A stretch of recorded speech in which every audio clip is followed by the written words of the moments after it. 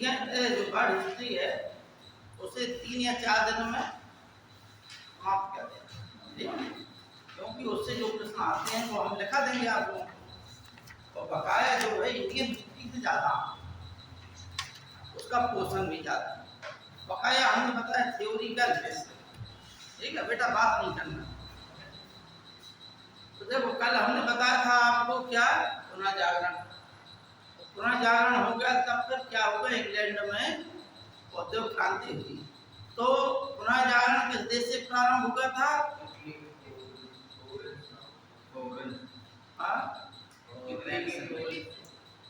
Italy से। इस देश की बात है, वहाँ कई शहर थे इटली में जिन्हें हम देश भी कहते हैं, छोटे छोटे थे ना। पहले ये जो है पूरा देश क्या है, इटली या रोमन साम्राज्य के नाम से जाना जाता था। 1450 के आसपास रोमन साम्राज्य नष्ट हो गया था, ठीक है नहीं।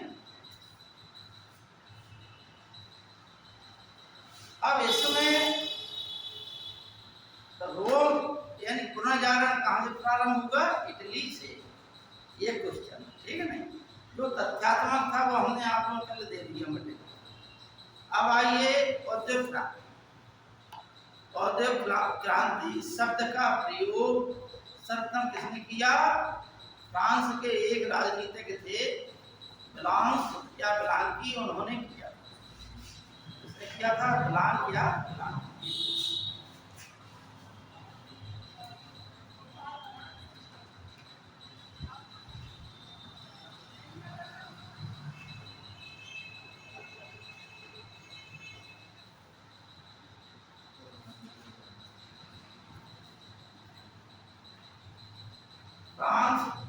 फ्रांस के राजनीतिज्ञ थे, ठीक है नहीं। फ्रांस के राजनीतिज्ञ थे। अब औद्योगिक क्रांति क्या है? जब हमने बताया क्रांति का मतलब होता है परिवर्तन, ठीक। तो औद्योगिक क्रांति का अर्थ क्या होगा? आज हमें आप लोगों को क्या कहना है? एक तो चीज ये है औद्योगिक क्रांति,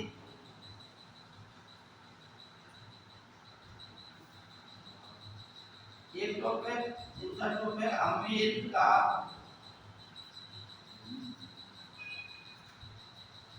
का स्वतंत्रता संग्राम।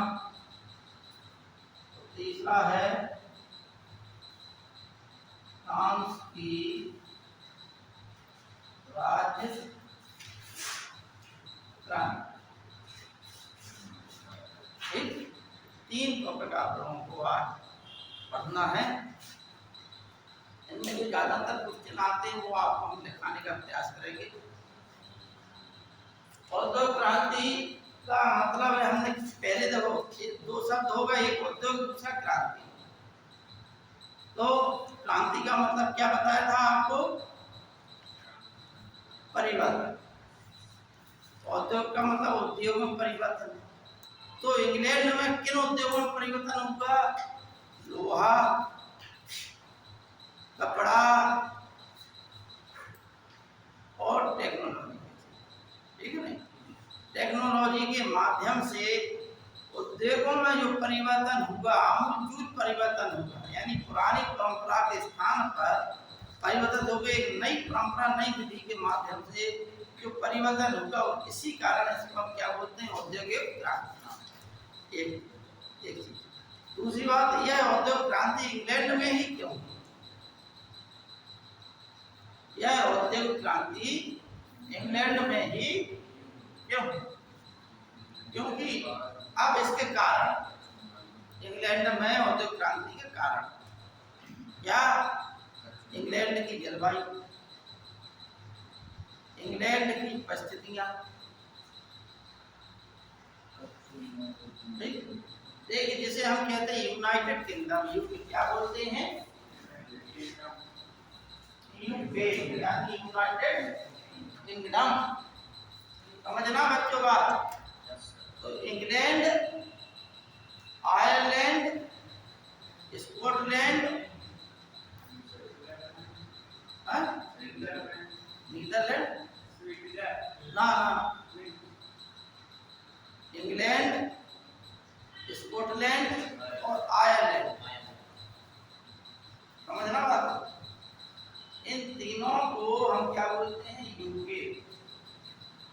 यूनाइटेड किंगडम और इंग्लैंड और स्कॉटलैंड मिल जाए तो उसे हम क्या बोलते हैं, ग्रेट ब्रिटेन। समझ आ गई बात। और आयरलैंड उसी से लगा हुआ है, इंग्लैंड ऊपर स्कॉटलैंड, बगल से आयरलैंड। अब पहले एक था, इसलिए से हम क्या बोलते थे, यूनाइटेड किंगडम। अब उसमें से आयरलैंड अलग हो गया। इतनी बात समझ में आ गई। इंग्लैंड जो है पूरे यूरोप से इंग्लिश चैनल के द्वारा अलग है। यूरोप का नक्शा देखना तो इंग्लैंड क्या है, ये द्वीपों का देश है। इसमें 3 प्रमुख हैं, आपको बता दिया, ठीक है ना। और ये जो है फ्रांस हो या यूरोपीय देश हो, उनसे बीच में एक इंग्लिश चैनल है, मतलब समुद्र है बीच में, इसके बाद इंग्लैंड। तो क्या है, उस पानी की धारा पर समुद्र को हम क्या बोलते हैं, इंग्लिश चैनल। क्या बोलते हैं, इंग्लिश चैनल।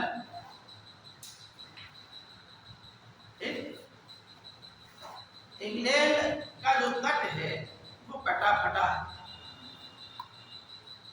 इससे लोग बागों को जीवन में संघर्ष करने की प्रेरणा मिली। कटा फटा तट का मतलब है वहां पर लोग बाग साहसी, ठीक, बंदरगाह की सुविधाएं हो जाती है ऐसे कटे फटे तट पर। भाई आपका यदि कटा फटा तट नहीं होगा, समतल होगा, तो जहाज किनारे तक आ ही नहीं पाएगा, है नहीं।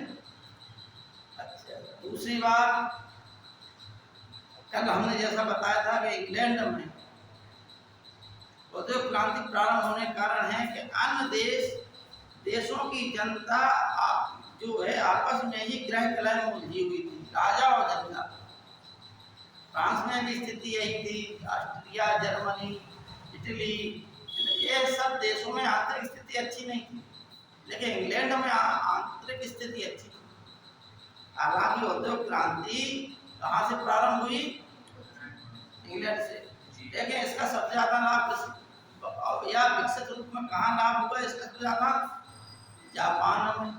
जापान के बाद रूस में, 1917 के बाद रूस में जब साम्यवादी क्रांति हुई और साम्यवादी सरकार बनी, उसके बाद रूस में हुआ।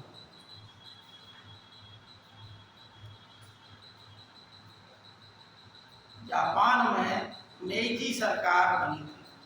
मेइजी मतलब वहां के सम्राट को क्या बोला जाता था, मेइजी, मेइजी, क्या बोला जाता था,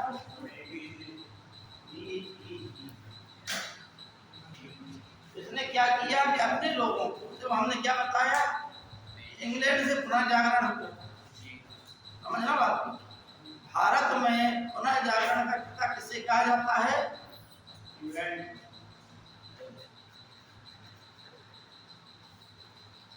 भारत में पुनर्जागरण का पिता राजा राममोहन राय, किसे कहा जाता है,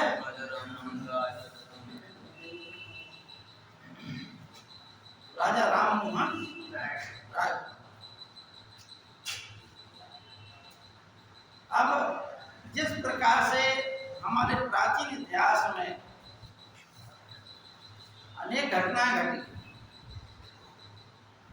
और उन घटनाओं का साहित्य में उल्लेख हुआ, लेकिन फिर क्या हुआ, मध्यकाल में मुसलमान लोग आए, इस्लाम के अनुयायी आए, उन्होंने भारत पे अधिकार कर लिया और यहाँ पर शासन चलाया। तो करीब 700-800 साल तक देश में इस्लाम के अनुयायियों की सत्ता रही।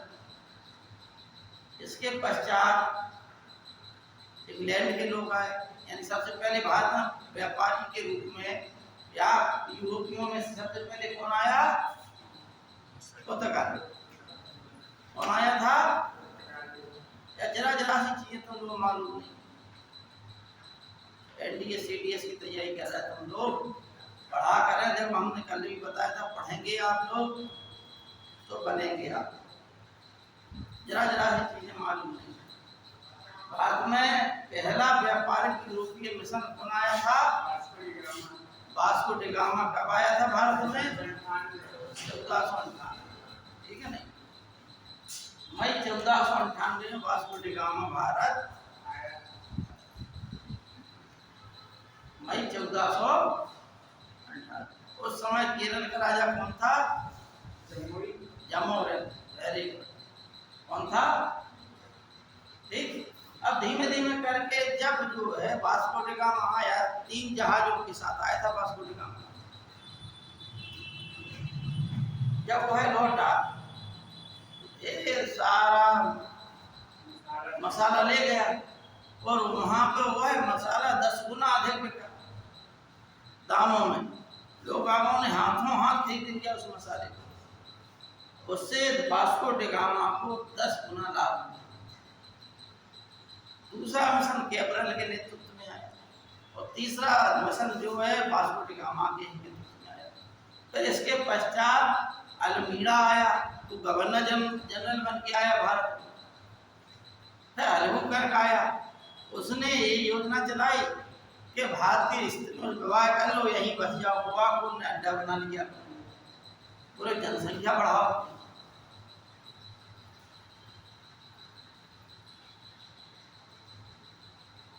लेकिन समुद्र पे भी अधिकार कर लिया। यहाँ तक कि मुगल बादशाह कहीं अपना जहाज, व्यापारिक जहाज भेजते थे तो यूरोपियों को उन्हें पैसा देना पड़ता था समुद्र में रक्षा के लिए, क्योंकि समुद्र में डाकू लूट लेते समुद्र जहाजों। उसे कहते थे ब्लू वाटर पॉलिसी। पुर्तगाली में क्या बोलते थे? Blue water policy. ये इकट्ठा करो, जो हम शब्द बोलते वो लिख लिया करो। ठीक है ना? ये सब परीक्षाओं में आते हैं, जितने हम बता। आप पेपर खोलेंगे तो पता चल जाएगा कि हम कितना सही पढ़ा रहे थे। ये सब परीक्षाओं में आते।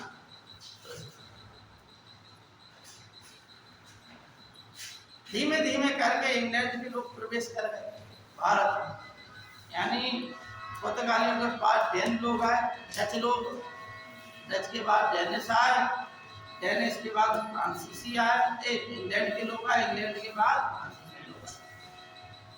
लेकिन यहाँ पर इंग्लैंड की जो है जल शक्ति अधिक थी, प्रबल थी, तो इंग्लैंड की जल शक्ति के आगे धीमे धीमे करके समस्त देश पराजित हो गए। अंत में इंग्लैंड ने पूरे भारत पर अधिकार कर लिया। इंग्लैंड में सबसे पहले देखो, औद्योगिक क्रांति का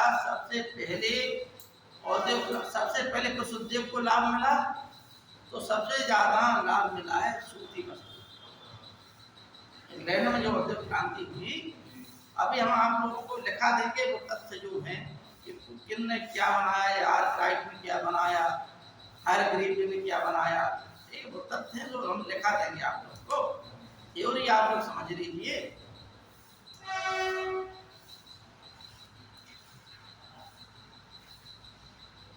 तो कपड़ा उद्योग में आया, फिर कोयला उद्योग में, जैसे हम्फ्री डेवी, ठीक है ना? हम्फ्री डेवी ने जो खदानें होती थी कोयले की, खदानें खोद के यानी भीतर सुरंग बनाई उन्होंने, पहाड़ों के अंदर गए, अंदर निकलता है कोयला। ठीक है ना?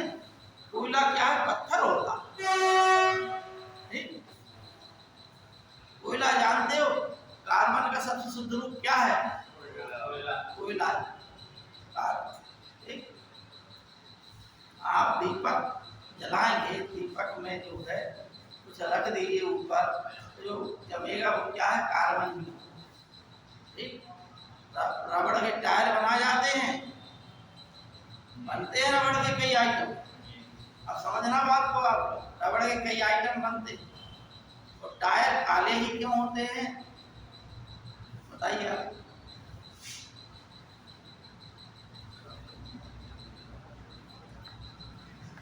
भाई रबड़ वो भी है, एक रबड़ ये भी है, आप जो पेंसिल से लिखते हैं मिटा देते हैं, रबड़ चटाइयों के रूप में भी है। अनेक प्रकार के रबड़ के आइटम हैं, लेकिन टायर भी रबड़ के बने होते हैं। अंतर ये है कि जो टायर है उसमें कार्बन मिला देते हैं रबड़, तो वो ठोस हो जाता है। रबड़ बहुत मुलायम चीज होती है, स्पंज होती है, ठीक है ना। उसे मशीनों के द्वारा मिक्सचर करके कार्बन मिला देते, तो वो कुछ मजबूत हो जाती है, थोड़ा चलने में मदद करती है, ठीक है ना। हीरा क्या है? कार्बन का ही अपूर्व। ग्रेफाइट क्या है? कार्बन का ही अपूर्व। विज्ञान में हम लोग पढ़े। तो हम अब ये लोग खदानों में जाते थे, कोयले की खदानों में। अब एक चीज और बता दें कि कोयला बनता कैसे है। तो लाखों वर्ष पहले, लाखों करोड़ों वर्ष पहले इस पृथ्वी पर भूकंप आया, जिसमें जंगल के जंगल समाहित हो गए। भूकंप क्या जमीन के नीचे दब है, अब वो जमीन के अंदर गल सड़ गए, ठीक। गल सड़ गए तो क्या होगा?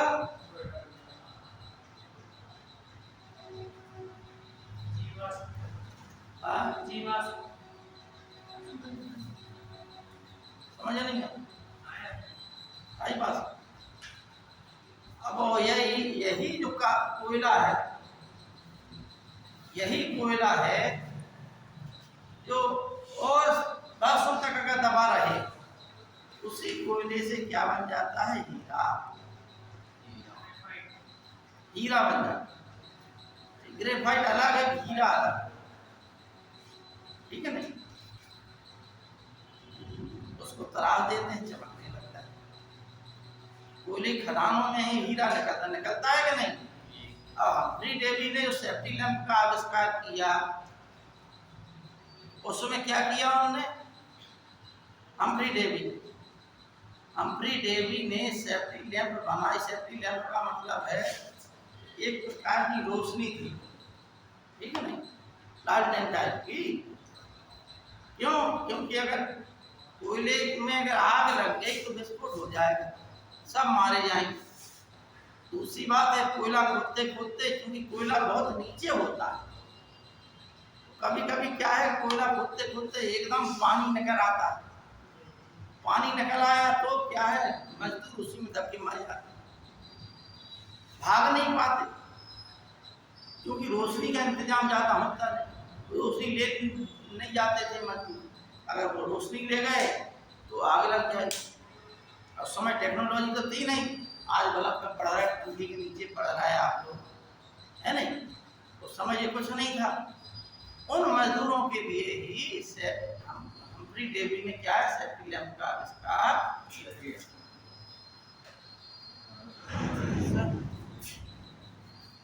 समझ में आई बात? अच्छा, एक जो है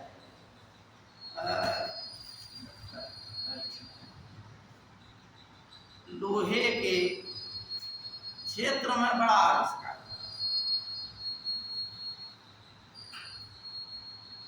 ठीक है। अब्राहम डर्बी नाम के लोहार थे, जो लोहा का काम कर, समझना बात को, क्या नाम था? Abraham Darby.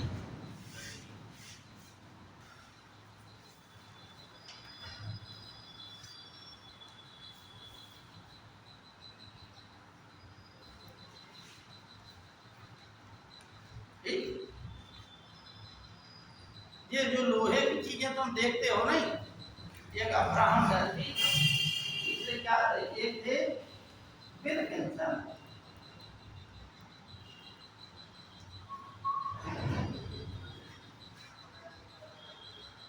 अब अब्राहम डर्बी नाम से 3 लोग हुए, वो एक ही परिवार के हुए।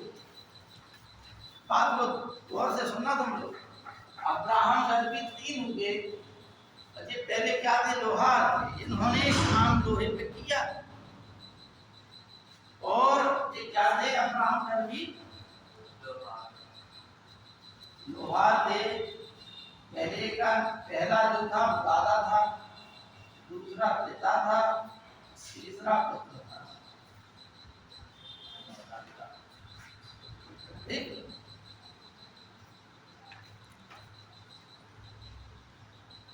इसने लोहे का स्वरूप दिया, आविष्कार किया, इसने ढलवां लोहा बनाया और इसने पुल बनाया लोहे का। और एक ही नाम के थे और खास मतलब एक ही परिवार के थे। समझ में आई बात? एक ही नाम के 3 लोग थे, जो दादा था, जो पिता था, और ये पुत्र था। समझ में आई बात? लोहे पे इन लोगों ने ही काम किया। जब लोहा जो है पिटवा लोहा बन गया, ढलवा लोहा से पिटवा लोहा बन गया, लोहे का कुछ शुद्ध रूप आया, तो विल्किंसन ने जो है लोहे की पाइप बनाई। देख, लोहे की पाइप बनने लगी तो उसमें से पानी की निकासी प्रारंभ हो गई।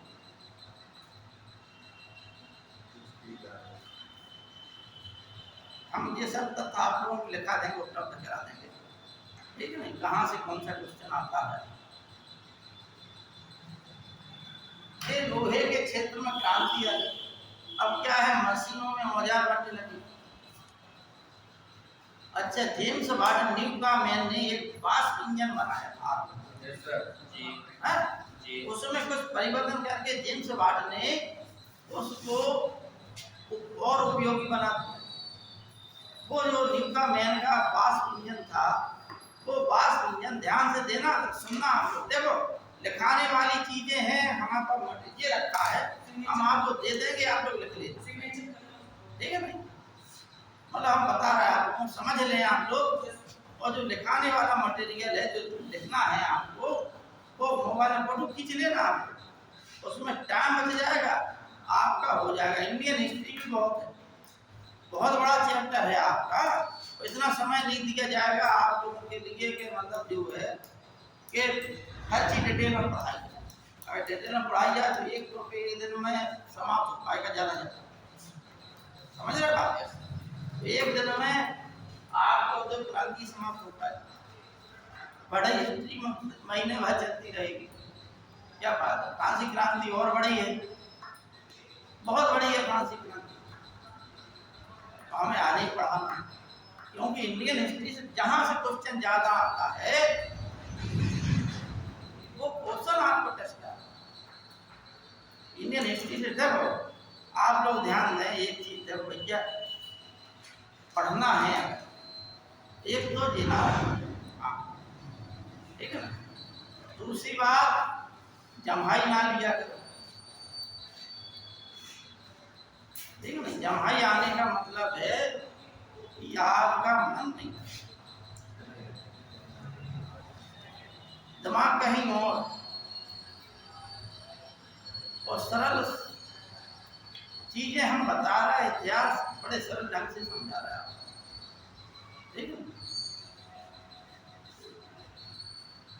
अब आया जेम्स वाट। तो जो न्यूटन का वाष्प इंजन था, वो जो सूती कपड़े में चलता था,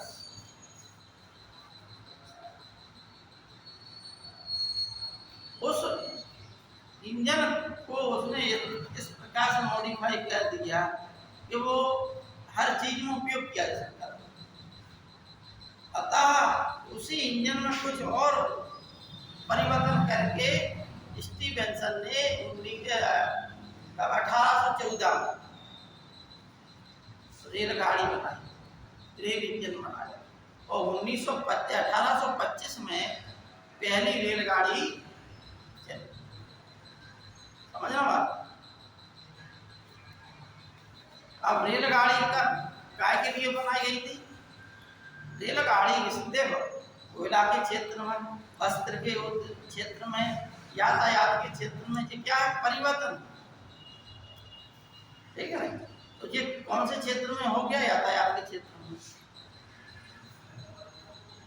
स्टीवेंसन ने रेल गाड़ी बनाई काय के लिए? माल ढोने। किसके लिए? यात्रियों के लिए नहीं बनाई थी, माल ढोने, ठीक? इसी प्रकार से इंग्लैंड में जो है नहरें बनने लगी। एक नहर बनी तो इसके बाद अनेकों नहरें बनी। नहरों का जाल बच गया, एक सामान दूसरी जगह आने लगा। अतः इंग्लैंड में जो औद्योगिक क्रांति हुई उसका लाभ अन्य देशों को हुआ, लेकिन इंग्लैंड को सबसे ज्यादा हुआ। क्योंकि इंग्लैंड जो देखो समस्याएं पैदा हुई। क्या समस्याएं थी? समस्या ये थी कि इंग्लैंड में किसी के क्षेत्र में भी एक टाउन सेट थे, मंत्री थे, लेकिन जमींदार थे। लॉर्ड जानते? लॉर्ड साहब, लॉर्ड जो है बहुत जमींदार होते थे, भू सामंत होते थे, उनको कहा जाता था लॉर्ड। इंग्लैंड में अंग्रेज लोगों ने न्यायाधीशों के भी किए माय लॉर्ड। ठीक, इसका मतलब ये होगा हे मेरे भगवान, हे मेरे प्रभु। लॉर्ड भूसामंत होते, बड़े सामंत। एक टाउन सेट था, मंत्री था इंग्लैंड की संसद का। उसने क्या किया कि छोटे छोटे खेत हटा के बहुत बड़ा एक खेत बना दिया। इंग्लैंड में पहले कृषि कैसी होती थी? 1 साल की, 2 साल के लिए छोड़ दी, फिर की, फिर छोड़ दी।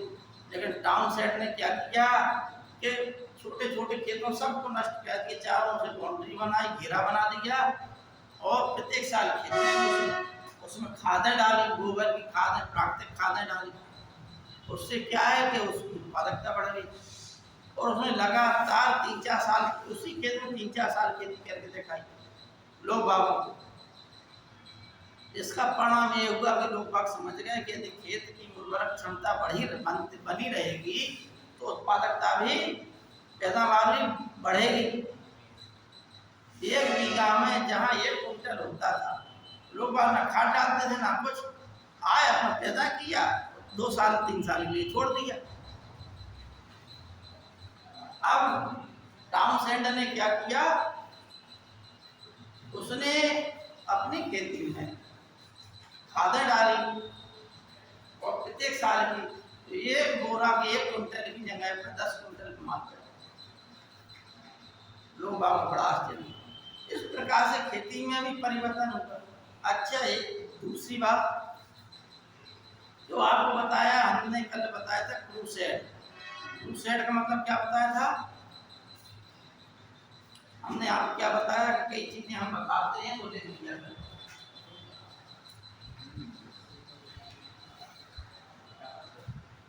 क्रूसेड का मतलब था धर्म। ये जो चीजें हैं यही परीक्षा में आना है, तो क्रूसेड ही पूछ रहे,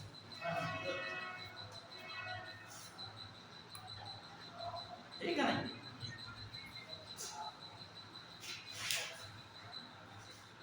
तो ये धर्म युद्ध हमको हुए, इसमें यूरोप की बहुत सी जनता युद्धों के लिए गई। उन युद्धों में जाने से ये छोटे युद्धों में कौन जाते थे? किसान और मजदूर। तो छोटे छोटे किसान थे वो अपने सामंतों को, बड़े सामंतों को खेती दे जाते थे। अब उसी में मर गए, गल गए, जो बचे तो जमींदारों ने खेती नहीं लौटाई। अतः औद्योगिक क्रांति हुई तो वो जो भूमिहीन हो गए थे लोग, और जो मजदूरी कहते थे बेकारी के रूप में, वो सब कहाँ चले गए? नगरों में, क्योंकि वहाँ फैक्ट्रियाँ खुली थी। ठीक है, ये बुंदेलखंड में कहीं फैक्ट्री नहीं। आदमी कहाँ को भागता है? दिल्ली को, दिल्ली, नोएडा, सूरत, गाजियाबाद, और पूना तरफ को भागता है, क्योंकि यहाँ फैक्ट्रियाँ बहुत। गुड़गांव में यहाँ कम है, लेकिन वहाँ तरफ हाँ पूना बहुत ज़्यादा फैक्ट्री है, हर चीज़ की फैक्ट्री है पूना। ठीक है ना? बुंदेलखंड में कहाँ है बताइए? इंडस्ट्री है कहीं?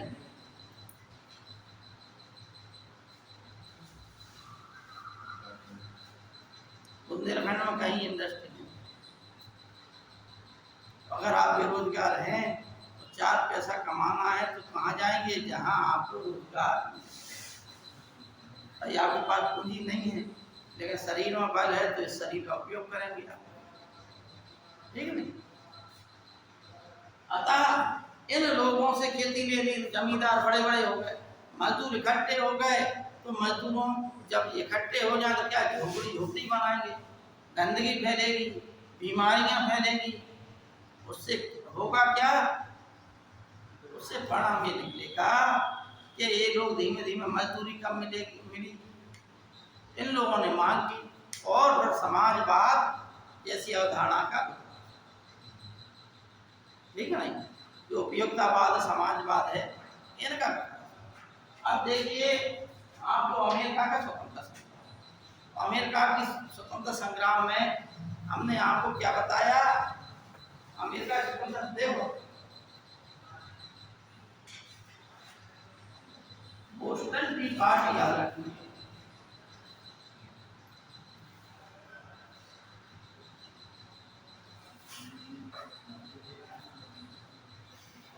और इसमें देखिए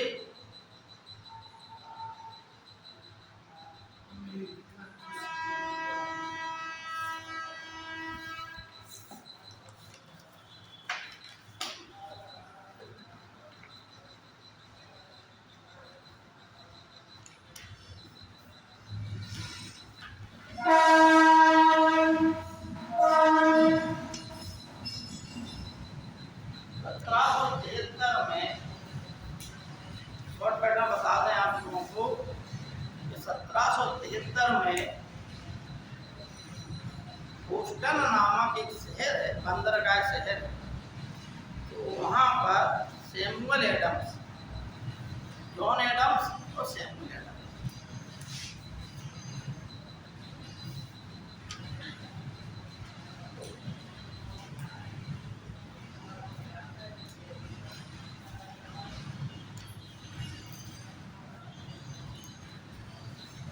अमेरिका का दूसरी राष्ट्रपति कौन था, जॉन एडम्स। प्रथम राष्ट्रपति अमेरिका कौन था, जॉर्ज वाशिंगटन, ठीक है नहीं। पहला लिखित संविधान कहाँ का बना, अमेरिका का, ठीक। संसार का सबसे बड़ा लिखित संविधान किस देश का है, भारत, ठीक। तो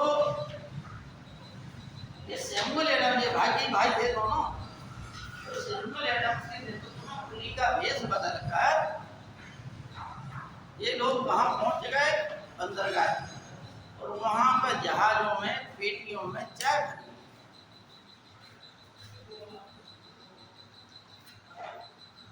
अब आपको बता दें कि इंग्लैंड की संसद जैसे भारत में कर लगाती थी, उसी प्रकार से इंग्लैंड की संसद अमेरिका में भी कर लगाती,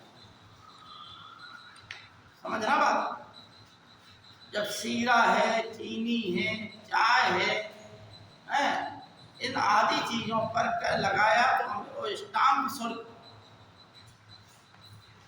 तो इसके विरोध में अमेरिका की जनता ने ये कहा कि जब हमारा ब्रिटेन की संसद में कोई प्रतिनिधि नहीं है, जब प्रतिनिधि नहीं तो फिर हम कर क्या करें, हमारा प्रतिनिधि तो हो कम से कम, वो बात रखे हमारी। अतः प्रतिनिधित्व तो नहीं, there is no representative, no taxation, there is no representative, no taxation। यदि प्रतिनिधित्व तो नहीं तो ये किस क्रांति का नारा था, अमेरिका की स्वतंत्रता संग्राम या अमेरिका की क्रांति। अमेरिका की स्वतंत्रता संग्राम का क्या नारा था, प्रतिनिधित्व तो नहीं तो कर नहीं। इतनी बात समझ में आ गई। अतः इसके बावजूद ग्रेनवेल उस समय जज देती है इंग्लैंड का, जब अमेरिका स्वतंत्रता संग्राम हुआ उस समय कौन था, जॉर्ज तृतीय इंग्लैंड का राजा था।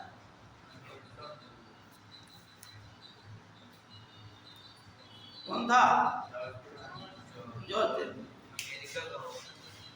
अमेरिका, अरे इंग्लैंड का था, इंग्लैंड का तो शासन था, हमने कल नहीं बताया था कि अमेरिका में कौन लोग भेजे गए, अमेरिका में कौन लोग भेजे गए थे इंग्लैंड से, हाँ ठीक है ना। अच्छा 1613 के आसपास अमेरिका के वर्जीनिया में एक वो है और कोई नदी थी, उसी के किनारे पहली जो है अंग्रेज बस्ती बसाई है, ठीक। और वर्जीनिया में किस चीज का उत्पादन होता था? तंबाकू। अब बात समझना आपको जरा सी बात, बहुत अच्छी अच्छी बातें बता रहा है, आप लोग समझदारी से अगर काम करेंगे तो सब समझ जाएंगे, आप लोग परीक्षा में आएंगे। तंबाकू ले जाके कहाँ बेचते थे इंग्लैंड वाले? चीन में बात, ठीक समझना बात। भारत में तंबाकू कौन लोग लाए थे?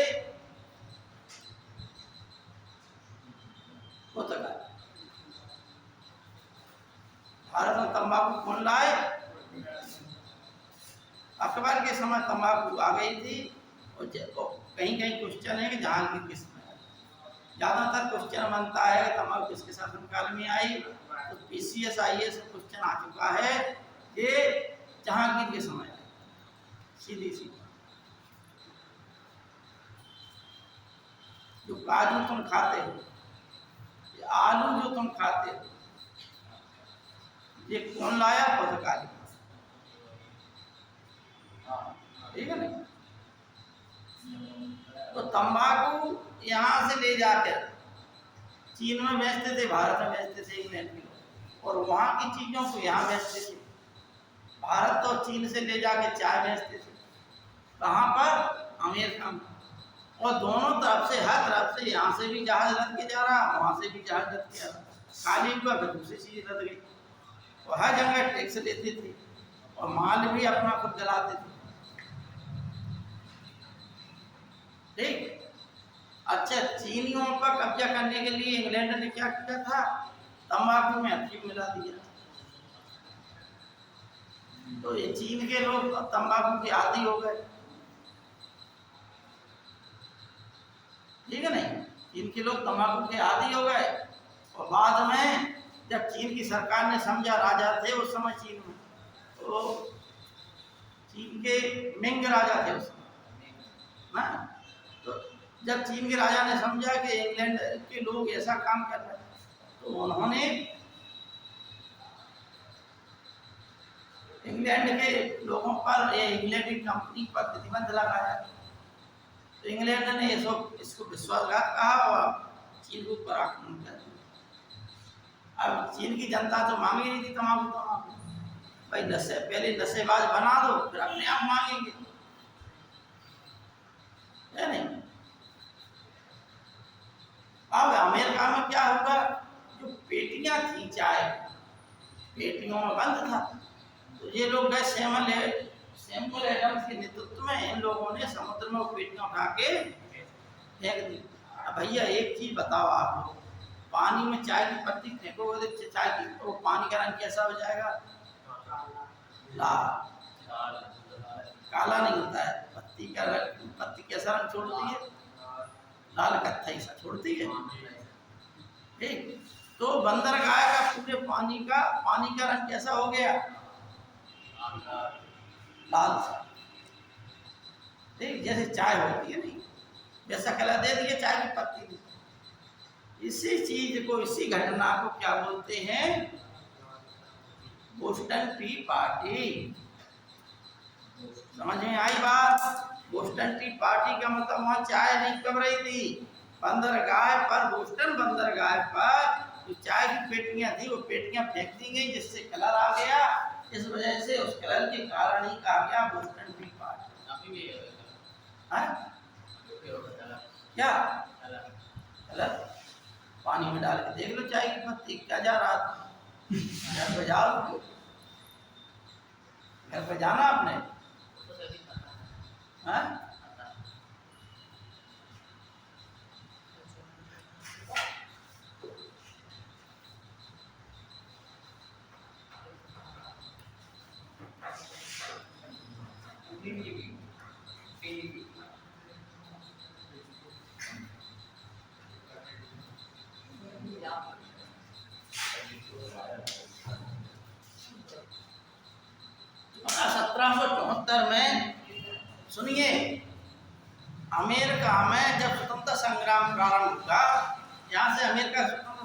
प्रारंभ हो गया। लेकिन 1774 में जिस समय अमेरिका स्वतंत्र संग्राम प्रारंभ हुआ, उस समय अमेरिका में कितने राज्य थे? 13। कितने थे? 13। लेकिन वर्तमान में कितने हैं? 50। ठीक, मैं तो कुछ चीजें बता रहा, ध्यान से सुनना तुम लोग। प्रथम महाद्वीपीय सम्मेलन, यानी महाद्वीपीय का मतलब है कि सभी राज्यों का एक सम्मेलन खोला गया इंग्लैंड से युद्ध करने के लिए, इंग्लैंड को भगाने के लिए। तो कब होगा? 1774। हम महाद्वीपीय सम्मेलन कहाँ होगा? फिलाडेल्फिया। कहाँ होगा? फिलाडेल्फिया। 1769 में हम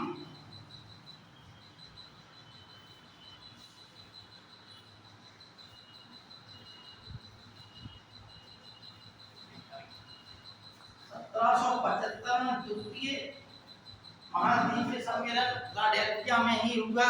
यहाँ पर द्वितीय सम्मेलन में जॉर्ज वाशिंगटन को अमेरिकी सेना का मुख्य सेनापति। पहले सम्मेलन, पहले सम्मेलन जॉर्ज वाशिंगटन को पहले सम्मेलन में, हाँ ठीक है, जॉर्ज वाशिंगटन को क्या बना दिया गया? और ये लोग कहाँ के थे? जॉर्ज वाशिंगटन वर्जीनिया प्रांत के, ठीक है नहीं। और वर्जीनिया में क्या हुआ था? पहली बस्ती बसाई थी अंग्रेजों ने। और वर्जीनिया किस चीज का लिए प्रसिद्ध था? तंबाकू के लिए। बात समझ में आ रही? बिल्कुल शॉर्टकट वाली चीजें बता रहा है आप लोगों को। इसके पश्चात 1778 में फ्रांस की सरकार ने अमेरिका से गठबंधन कर लिया, क्योंकि 1756 से 63 तक यूरोप में एक युद्ध चला था, सप्तवर्ष के युद्ध।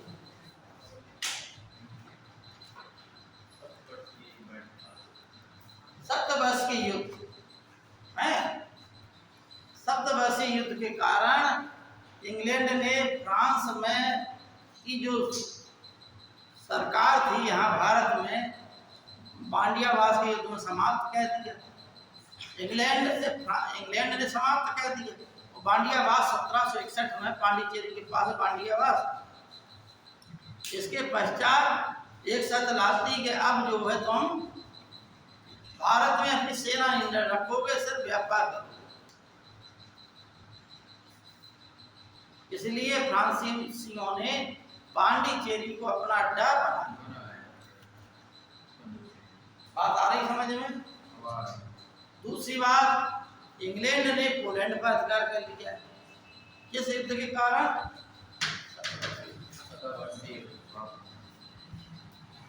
अब इन युद्धों में फ्रांस को नुकसान हुआ, फ्रांस पराजित हुआ। भारत से भी यहाँ धोना पड़ा, पोलैंड पे भी अधिकार हो गया, इंग्लैंड की बहुत ज्यादा शक्ति हो गई। अतः इंग्लैंड की शक्ति को पटकने के लिए फ्रांस ने गठबंधन अमेरिका से कर लिया। और इस समय अमेरिका की स्थिति डामाडोल हो गई थी। अतः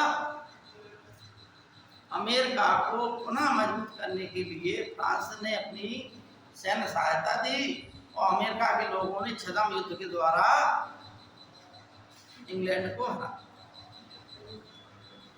ठीक, क्योंकि वहाँ जंगल थे, पहाड़ियाँ थी, उन रास्तों से अमेरिका वासी तो परिचित थे, लेकिन उन रास्तों से इंग्लैंड के लोग, इंग्लैंड की सेना परिचित नहीं थी। अतः इन्हीं जंगलों का और इन्हीं पहाड़ियों का प्रयोग करते हुए छापामार युद्ध के द्वारा जॉर्ज वाशिंगटन ने कमाल कर दिया और 80 के आसपास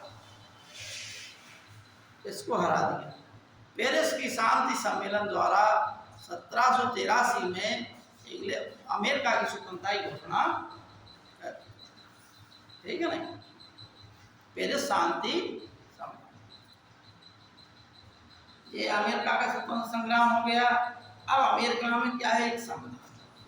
उस संविधान की क्या विशेषता थी, एक तो लिखित संविधान, विश्व का पहला लिखित संविधान। दूसरी बात, यहाँ के लोगों को दोहरी नागरिकता दी गई। कैसी दी गई, दोहरी नागरिकता। भारत के संविधान में हमें किस प्रकार की नागरिकता प्रदान की गई,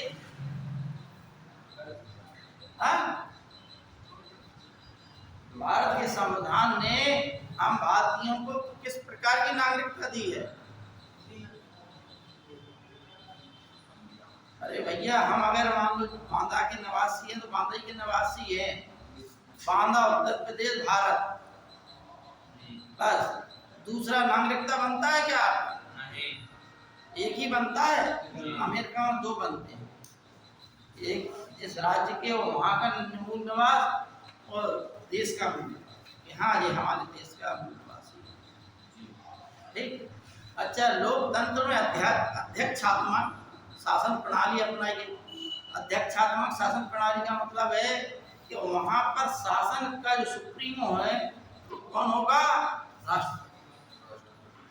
जबकि भारत में जो प्रणाली अपनाई गई, अमेरिका में अध्यक्षात्मक शासन प्रणाली अपनाई गई, लेकिन भारत में संसदीय प्रणाली। यह संसदीय प्रणाली भारत में किस देश से ली गई, इंग्लैंड से। क्योंकि इंग्लैंड में संसद सुप्रीम होती है, इसलिए भारत में भी संसद सुप्रीम। बात आई समझ में। सर पेरिस शांति सम्मेलन, पेरिस शांति सम्मेलन, पेरिस शांति सम्मेलन कब, 1783 बताया। अभी हम लिखा देंगे, ठीक है नहीं, 1783।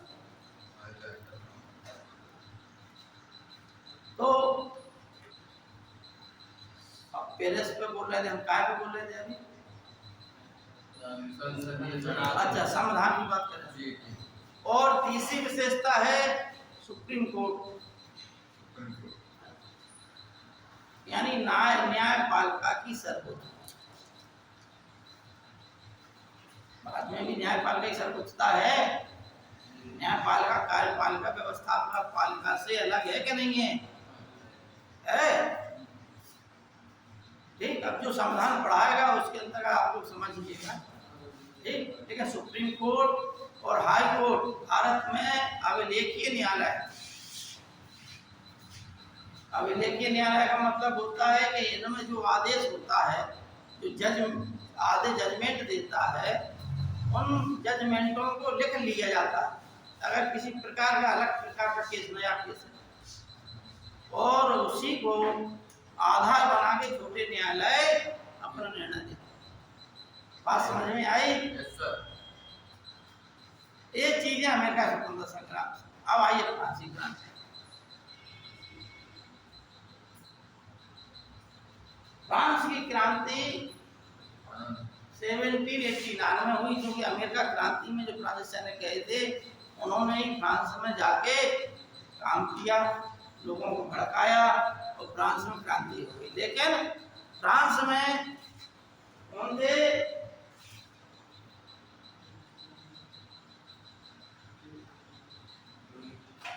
कोई 14वां, कोई 15वां, कोई 16वां। 1789 में सीधा सीधा प्रश्न आता है कि उस समय 1789 में जब फ्रांसी क्रांति हुई, उस समय फ्रांस का राजा कौन था, ठीक। समझ में आई बात। लुई 16वें की पत्नी का क्या नाम था, वेरी गुड, मैरी एंटोइनेट।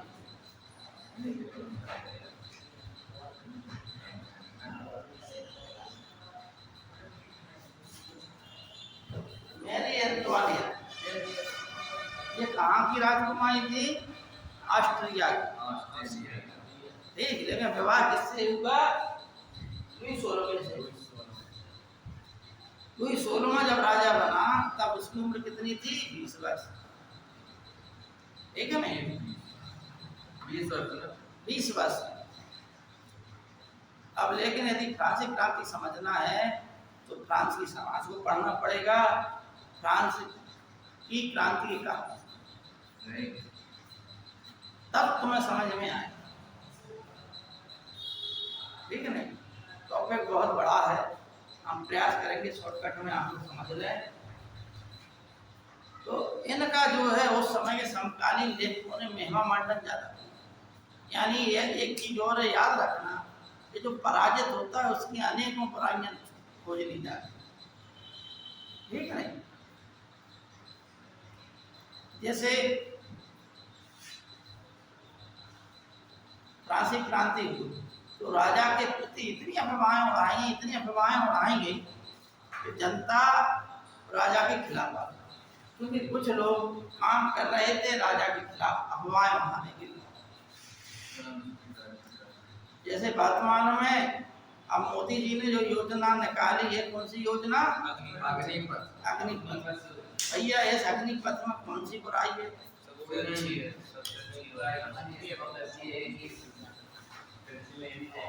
भाई आपको ये बताइए सेना में क्या रिटायर्ड सैनिकों को, समझना बच्चों, सेना में जो रिटायर्ड सैनिक हो जाते हैं उन्हें क्या नौकरी नहीं मिलती?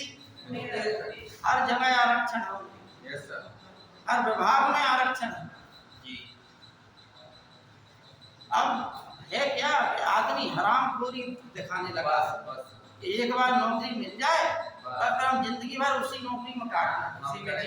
अगर आप में प्रतिभा है, देखो समझना बात, अगर आप में प्रतिभा है तो आप एक नौकरी करने के पश्चात दूसरी नौकरी करेंगे। और भैया एक चीज, दूसरी चीज ये है कि वहाँ भी आपको पैसा मिल रहा है, वहाँ भी बीमा है आपका, और वहाँ के पश्चात जो है उसमें से 25% को तो स्थगित कर दिया जाएगा, बकाया 75% आएंगे। तो हर विभाग में आप पद खाली, आपके पद खाली रह जाते हैं, सेना के भरे नहीं जाते।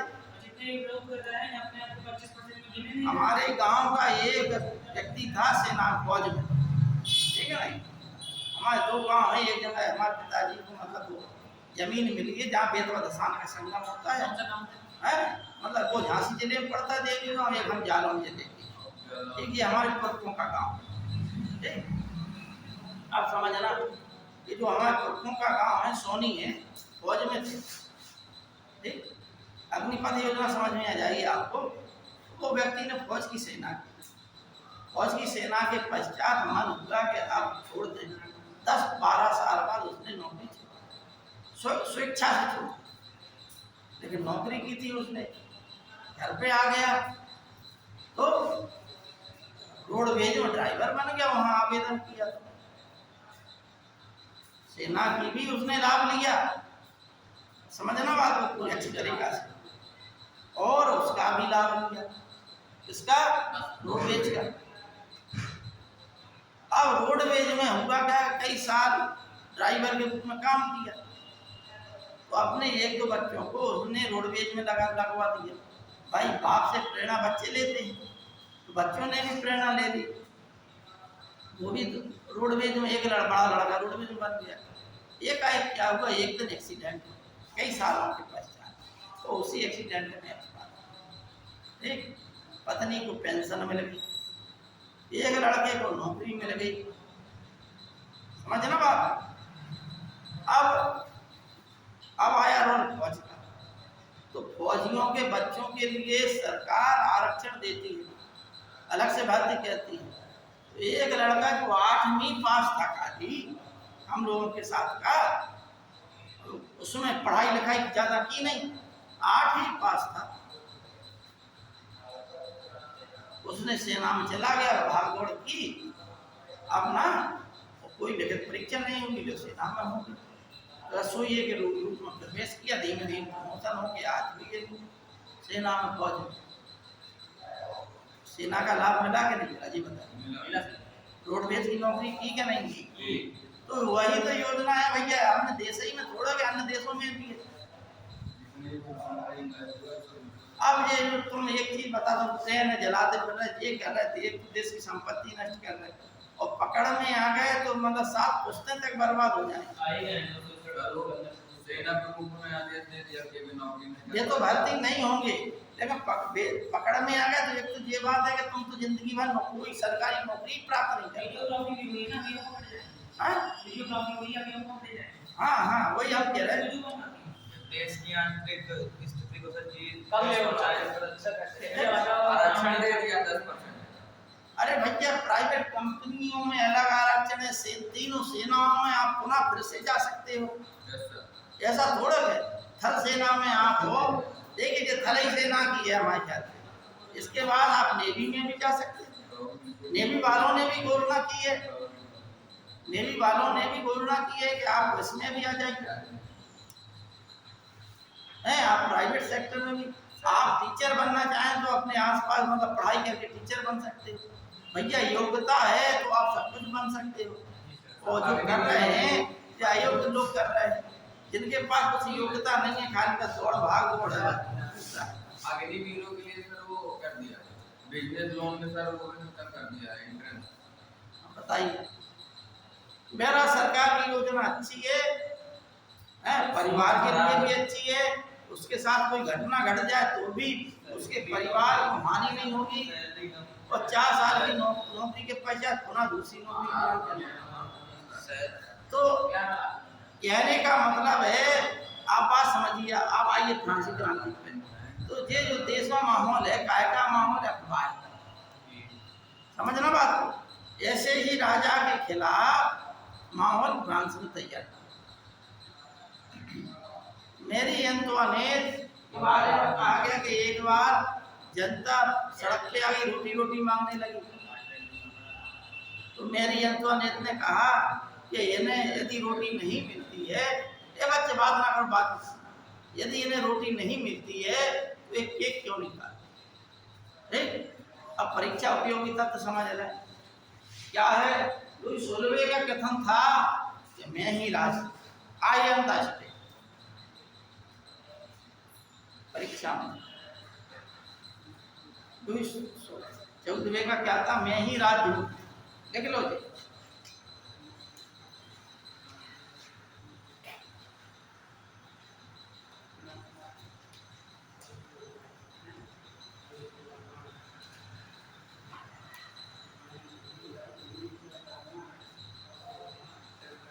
I am the state. ठीक।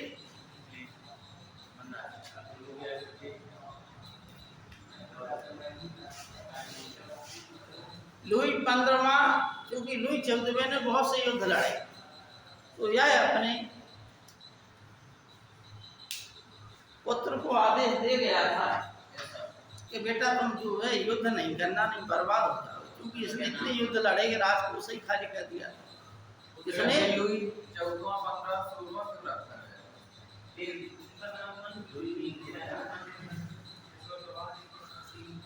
क्या कह रहे हैं लुई सर 15वां 14वां 16वां ये वहाँ पर रोमन वाली हिंदी चलती है। भैया। आपका एक चीज बताओ, भारत का, ठीक है नहीं, भारत का सर्वोच्च पद कौन सा है? राष्ट्रपति। Very good. अब आपका व्यक्तिगत नाम क्या है? ठीक, लेकिन यदि आप राष्ट्रपति बन गए तो आपको राष्ट्रपति तो कहा जाएगा। तो राजगद्दी पे जो बैठ जाता था तो उसका नाम लुई हो जाता था। तीन ही लोग बैठे हैं। हाँ? 3 ही लोग बैठे हैं। अरे 3 लोग काय के लिए? हम तो फ्रांसी क्रांति पढ़ा रहे हैं। इस वंश को पूर्व वंश कहते थे।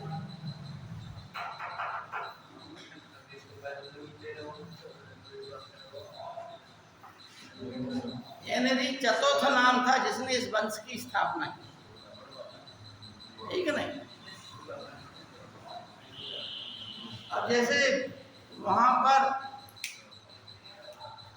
क्या नाम क्या, रूस में जो शासक बनता था, राजा बनता था, उसको जार कहा जाता था। नाम अलग था लेकिन जार था, जार निकोलस, जार अलेक्जेंडर, ठीक है नहीं थे। अब लुई 14वें ने, ध्यान से सुनना सब लोग, परीक्षा में जब हम जितनी चीजें बता रहे सब परीक्षा में आता है। आप ध्यान से सुनेंगे तो परीक्षा में लाभ ले लेंगे, लिख लेना, पढ़ लेना, सब कर लेना। लुई 14वां मरने लगा क्योंकि इसने इतने युद्ध लड़े कि राजकोष खा लिया, एक खजाना बोल।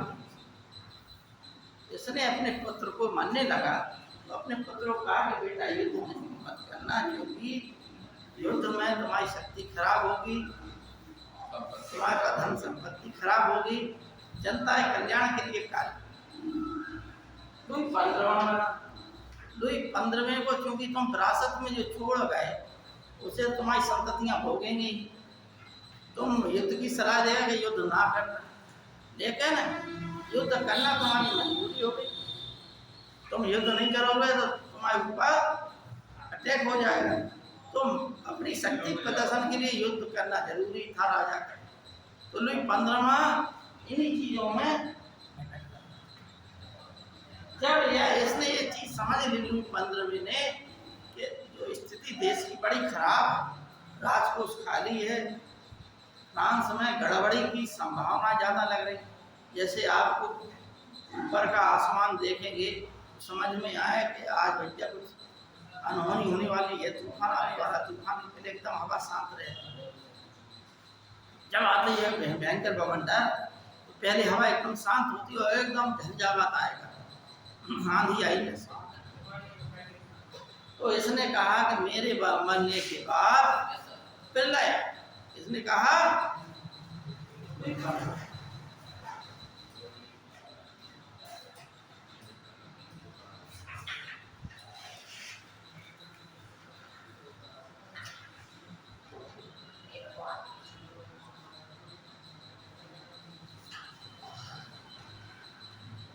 मेरे मरने के बाद प्रलय। अब आइए लुई 16वां। लुई 16वां ने जीवन में कुछ अनुभव ही नहीं किया था, 20 साल की उम्र में शासन बना दिया, छोटी उम्र में ही शादी हो गई, ठीक है नहीं। जब यह शासक बना तो इसने कहा कि ऐसा लगता है कि सारे ब्रह्मांड जो आकाश है, पूरा आकाश हमारे सिर पे गिरने वाला।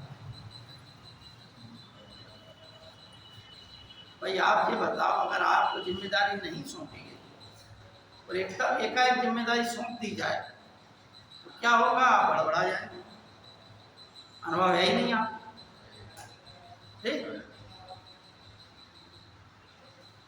फ्रांस की क्रांति का मुख्य कारण था राजकोष का खाली, ठीक। फ्रांस में 3 वर्ग थे,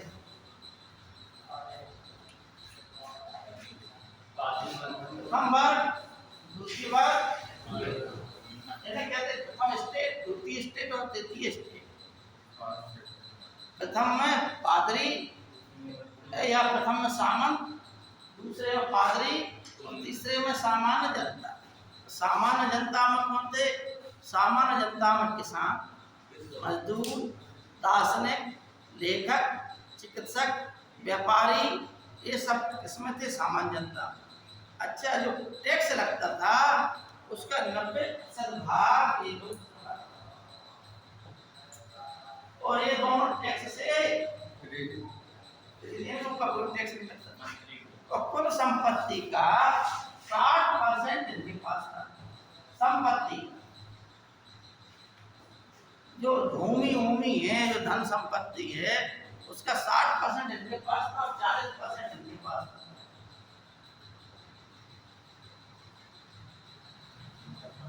अब बताइए भैया, जो 40% वालों पे तुम टैक्स लगा रहे हो, कौन कौन से टैक्स? इतने टैक्स के किसानी छोड़ के भाग जाते थे।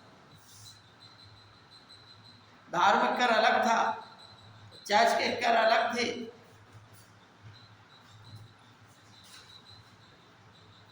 इसका परिणाम क्या हुआ कि राजा ने कई बार मंत्री बदले, नेकर आया, तोजो आया, ये क्या है? अर्थ मंत्री, वित्त मंत्री। लेकिन इनकी सलाह यही थी सबकी अर्थ मंत्रियों की कि फ्रांस में इनके ऊपर भी वो लगना चाहिए टैक्स। अगर देश को के हित के लिए राष्ट्रपुरुष बनना है। दूसरी बात, लुई 14वें ने अपने शासनकाल में ही एक वर्साय नामक स्थान था, यहाँ पर एक आलीशान महल बना और वहां पर भोग विलास की तमाम चीजें थी, ठीक है ना। अनेक नौकरानियां, अनेक रानियां हैं, कितने पहाड़ बनाए गए, कितनी झीलें बनाई गई वहां पर।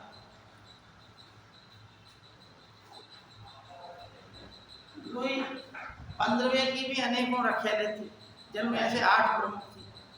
उनमें 8 प्रमुख में से 3 और ज्यादा प्रमुख थी जो शासन में हस्तक्षेप करती थी। ठीक, तुम ऐसा करो, तुम ऐसा करो, यानी राजा जो है आंतरिक रूप से इन लोगों के चक्कर में पड़ा हुआ था। और लुई 16वां जब राजा बना तो लुई 16वां अपनी पत्नी के अधिकार में था। जब लुई 16वां कोई अच्छा निर्णय लेता था तो उसकी पत्नी मंत्रियों कहने पर उस निर्णय को बदलवा देती थी। कैसे? जैसे लुई 16वां ने निर्णय लिया, उसके मंत्री ने दो ने उसे कहा यदि टैक्स फर्स्ट और सेकंड पे भी लगा दिया जाए तो इनके पास संपत्ति ज्यादा है, इन पर टैक्स लगेगा तो बहुत सारा हमारा राजकोष जो खाली है, जो दिवालिया हो रहा, तो कर्ज लिए हुए हैं राजा, वो सब भर जाएगा। राजा को बात अच्छी लगी तो राजा ने आदेश दे दिया। लेकिन महारानी मेरी एंटोनेट ने आदेश राजा से कहा कि नहीं, ये नहीं करो। क्यों? क्योंकि सामंत जो है महारानी को भाग देते थे।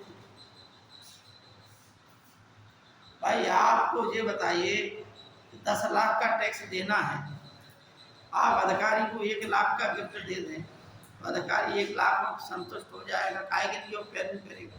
महारानी की यही आदत है। महारानी इस चीज को नहीं समझ पाई कि राजकोष का पैसा भी उनका है। अच्छा, दूसरी बात, महारानी राजमहल में दीपक जलवाती थी और एक दीपक एक ही बार में जलता था और बाद में वो दीपक हटा के घटा दिए जाते थे। वो हटाने का काम कौन करता था? उसकी नौकरानियां। नौकरानियां ही इतनी मालामाल हो जाती थी, वो नौकरानियां जो दीपक हटाती थी तो दीपों को इकट्ठा करके मार्केट में बेच देती थी। वो उन दीपों को बेचने पे ही वो मालामाल हो। ये आर्थिक स्थिति थी। जनता ने विरोध किया लेकिन नहीं माने। इसी बीच में राजा ने कहा गया, राजा ने सेना बुलवाई, अफवाह फैला दी। जनता रोटी रोटी की मांग कर रही थी। इससे पहले एक चीज और आई कि जब जो है ये लोग नहीं माने तो लुई 16वें ने बात होकर महासभा बोला, जनरल एस्टेट बोलते। जनरल एस्टेट लुई 16वें के पहले की एक संस्था थी, महासभा, जिसमें तीनों सदन, इन तीनों लोग बैठ के मतलब प्रतिनिधित्व था। इनको बैठने की व्यवस्था थी, इनको बैठने की व्यवस्था थी, इनको खड़े होने की व्यवस्था थी। समझ में आ गई बात? ये बैठ सकते थे, ये बैठ सकते, मतलब जिस समझिए संसद, वहां की संसद क्या बोलते, जनरल एस्टेट। ये बैठ जाते थे, ये बैठ जाते थे, इनको खड़े होने की। अच्छा, वहां पर यही बात मुद्दा आई कर की, तो ये लोग बोले टैक्स नहीं देंगे। इन्होंने कहा तुम्हें देना होगा टैक्स। मुद्दा ये हो गया, लड़ाई झगड़े परिवर्तित हो गया और ये लोगों को सेना बुलाकर बाहर कर दिया गया। राजा ने महासभा में ताला लगवा दिया। ये लोग बगल में टेनिस कोर्ट था जहाँ टेनिस खेली जाती है, वहां पे आ गए और वहां पर इन लोगों ने सौगंध खाई, जिसमें से मिराबो और अबेसियो प्रमुख नेता थे। उन लोगों ने सौगंध खाई कि हम आज से तब तक अलग नहीं होंगे जब तक कि अपनी सरकार ना हो। और उन लोगों ने ही जो सरकार बनाई वहां पर टेनिस कोर्ट में, ये शपथ ली टेनिस कोर्ट में, उसको क्या कहा, नेशनल असेंबली कहा गया। अब जनता को ये पता चला कि राजा ने पेरिस में सैनिकों को जनता पर गोलियां चलाने का आदेश दिया। अगर जनता जाएगी राजा से मांग करने के लिए तो राजा गोलियों से उन्हें मरवा देगा। अफवाह फैलाते। अतः जनता ने कहा हमारे पास तो हथियार नहीं है। पता चला कि बास्तीन के दुर्ग में बहुत हथियार, तो जनता वहां चली गई। ठीक, जुलाई की बात, टेनिस कोर्ट जून की बात, जून 1789 और जुलाई 1789 बास्तीन दुर्ग का पतन हो गया। वहाँ कुछ ही हथियार मिले, वहाँ के वो था उसको मार दिया गया। जो कैदी थे उनको जनता में मिल गए और इस जनता ने घेर के राजा को कब्जे में कर लिया, रानी को पकड़ लिया। राजा ने भागने का प्रयास किया, राजा को फांसी पे चढ़ा। ये क्या है? फ्रांसीसी क्रांति के काम थे कि फ्रांस की जनता तो खुशहाल थी और फ्रांस की क्रांति में किसका महत्वपूर्ण योगदान था? वहां के दार्शनिकों का भी योगदान था। फ्रांसीसी क्रांति के 3 प्रमुख नारे थे। कौन कौन से? फ्रांस की जनता क्या चाहती थी? देखो, फ्रांस की जनता चाहती थी क्या? रोटी, समानता